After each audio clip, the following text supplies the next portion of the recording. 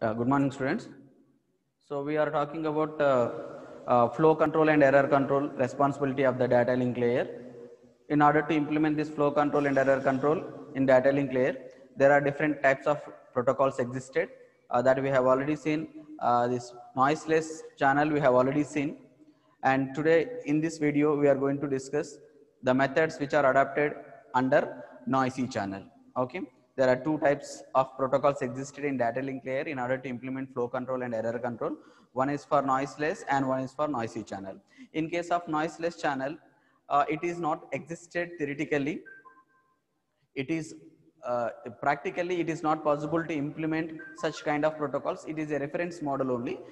We never find an environment where there is no noise, but definitely there should be a way to rectify the problems which are existed in real time. That's the reason these three protocols are most important, because these are existed in real world and these are implemented. So this way, stop and wait protocol, go back in and service, selective repeat protocols are existed.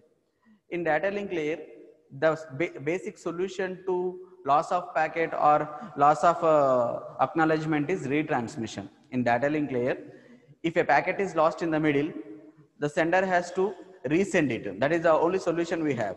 Only thing is we need to define the rules when sender will resend it, and at what time sender realizes that the packet is not received at the receiver. All these things are defined in the rules of these protocols like stop, and that's the reason it is called as ARQ, automatic repeat request. Data link layer make use of a basic solution for the loss of packets, that we call it as ARQ, automatic repeat request. And when sender is going to repeat the transmission, means sender is going to have some timers. When the timer is expired and no acknowledgement is received from the receiver, then automatically that packet is retransmitted. Which packet is lost, which packet is retransmitted, these things are decided with the help of type of algorithm, whether it is a stop and wait algorithm or go back and or selective repeat. Okay, so let us look into this stop and wait ARQ. Yeah. In the design of stop and wait ARQ protocol, what happens means they make use of some control variables at sender and receiver. And in order to understand which packet is sent, which frame is sent, which frame is acknowledged, all these things are decided with the help of selective sequential numbers. Every frame is given with a sequential number, so that the receiver can understand, okay, I have received frame number 1, so I'm expecting frame number 2. And then the sender will realize that receiver is expecting frame 2, so we need to send frame 2. And then after receiving frame 2, the sender will send an acknowledgement for the next packet to be expected. So likewise, in stop and wait ARQ, the procedure is very simple. When sender want to send a packet frame, he will send a frame with a sequence number. And then initially, both sender and receivers are initialized with one variable called control variable. Here in this case, Sn is a control variable at a sender side, Rn is a control variable at a receiver side. Now, both are initialized to same number. Meaning of that one is the frame to be sent. Which frame you want to send? Let us say in this diagram it is 0. So 0th frame we want to send. That is the reason Sn is initialized to 0. And at the same time, what is expected by the receiver means Rn is set to 0. In the sense, receiver is expecting 0th frame. Frame which is having a sequence number as 0. Now you may have a doubt like, sir, why we have written only zeros and one sequence number? That is up to us in our implementation. In this implementation, they have taken modulo 2 arithmetic for the sequence numbers. If I am sending a packet 1, next packet to be sent is 0. And after that 1, and after that 0. Likewise, the sequence numbers are assigned to the frames.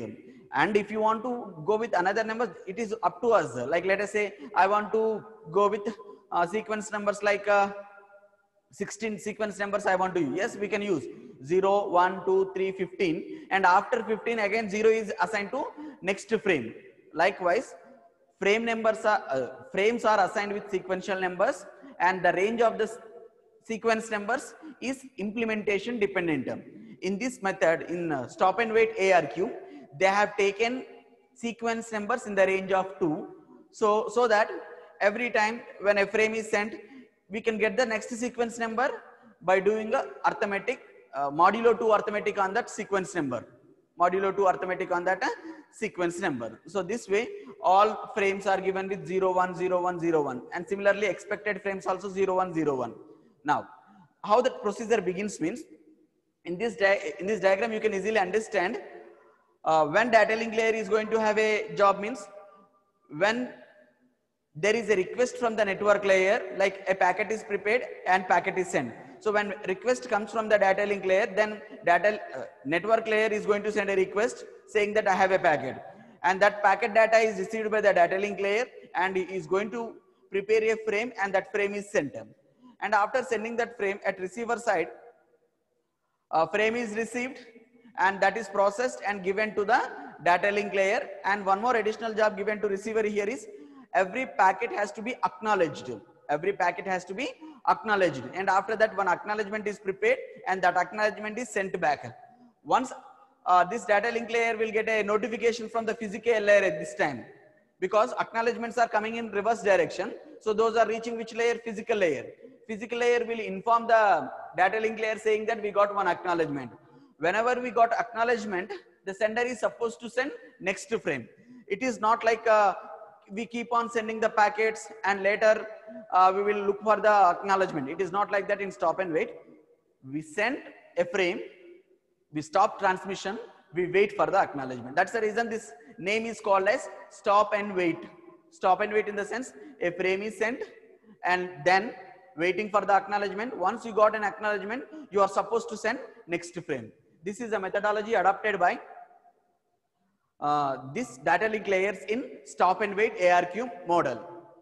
Okay, so how many events are raised at data link layer of the sender means 2 events are raised, totally 3 events actually. Now what happens means this data link layer is given with 3 notifications. One is when packet is sent by the network layer, data link layer is interrupted or notified, and when acknowledgement is raised came, then again data link layer is notified.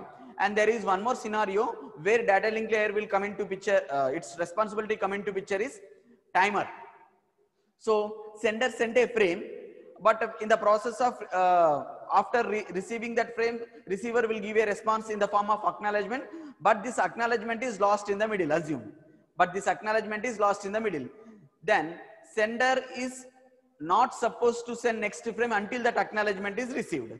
So now what happens in this scenario? The acknowledgement itself lost. Then sender is expecting next frame, but next frame is sent when acknowledgement is received. So in this way, maybe both systems may went into deadlock state. So in order to avoid this problem, what sender will do is, sender will start a timer when a frame is sent. Sender will start a timer when a frame is sent. And after expiration of the timer, sender will understand, so acknowledgement is not received, so that there is some problem in previous frame. So then automatically timer is expired. When timer is expired, data link layer will prepare the same frame, not next frame. So this data link layer will hold the frame sent. Whatever the frame just now sent, it is not removed from the buffer. It is going to hold that one until that acknowledgement is received. Once acknowledgement is received, that frame is removed from the buffer and next frame is loaded into that buffer. This way, this sender responsibility is existed. And now comes to this one, receiver. What a receiver will do is, receiver will take the content from the physical layer. So one notification for the receiver side data link layer is coming from where? Physical layer notification, arrival of frame. When a frame is arrived, then what is the job of the receiver? Only thing is get that frame and extract it and send it to the above layer and prepare the acknowledgement, and that acknowledgement is sent. Now again we have a problem. Sir, acknowledgement should also numbered, right? So this way, acknowledgement also having some number. That number we call it as a sequence number. Both frame is assigned with sequence number and acknowledgement also assigned with sequence number. Now which acknowledgement is sent by the Receiver means, for example, if you send frame 0, that acknowledgement will have 1. It doesn't mean that it is acknowledgement for 1. It means we have received 0th frame and we are expecting first frame. Always remember, when a frame is sent, acknowledgement is always the number which is expected by the next frame. So this way, sender and receiver, both sender and receiver will make use of the sequence numbers, and the sequence number used by the sender is the frame sent, and the sequence number used by the receiver is next frame to be received. This way, the acknowledgement, whenever that acknowledgement is received at the receiver side, by looking into the sequence number of that acknowledgement, the sender will prepare the next frame. What is the acknowledgement in this case means 1 is the acknowledgement. Acknowledgement is given with a sequence number as 1. Then automatically the sender will prepare a frame with a number of 1 and that is sent. And after receiving that, again, what is the acknowledgement? Acknowledgement is 0 this time, because what are the range of sequence number available in this protocol means 0 and 1. Okay, this way stop and wait protocol method is existed at sender and receiver. So let us see this one in detail with the help of algorithm. So now, if you clearly observe this algorithm, it is at sender side. What a sender will do always means, he make use of a control variable, that is SN, which is 0, means that I want to send a frame 0. Frame 0 we want to send. So first frame to be sent is initialized to SN control variable. Then after, can I send? Can I send means now you are eligible to send, because initially the sender is eligible to send. When sender is not eligible to send means, when a frame is sent, then if acknowledgement is not received, then it is not eligible to send. When acknowledgement is received, again this variable, can send variable, is set to true. Try to understand. This way, there are two variables which are used at sender side in order to maintain this flow control and error control. And now always, while true means always waiting for an event. Which kind? There are 3 events occurred. There are 3 events occurred at a sender side. 1 event from the network layer, 1 event from the physical layer, 1 event from the timer expiration. So now here it is going to check which kind of event it is. Let us say request to send means this event is coming from network layer.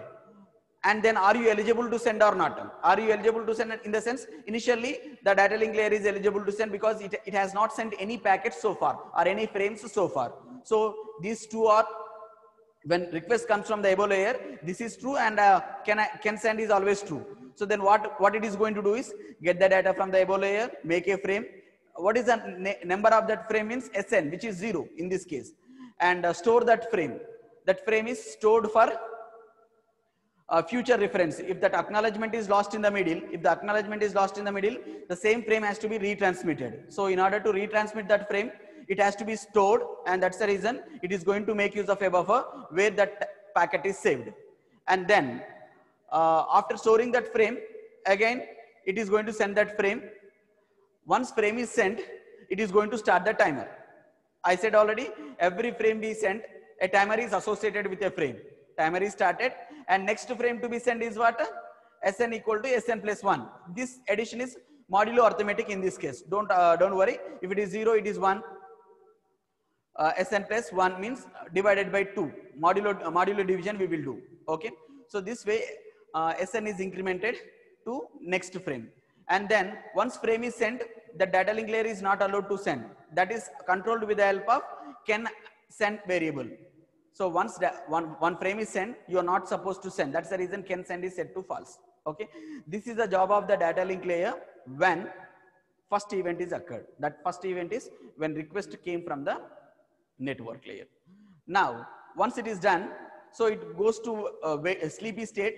Why it is going to sleepy state means it is waiting for the acknowledgement. So that we will see. Continuation to this algorithm, this one. Now, if you got any arrival from the arrival notification is coming from physical layer, because acknowledgements are received from the physical layer. Then physical layer will give a notification to the data link layer saying that arrival of notification. So acknowledgement is received. Once acknowledgement is received, what is the job of that data link layer means it is going to receive that acknowledgement. It is going to check whether that acknowledgement is expected or not. There are many acknowledgements in the network, but we are expecting acknowledgement for what? Frame number 0 is sent.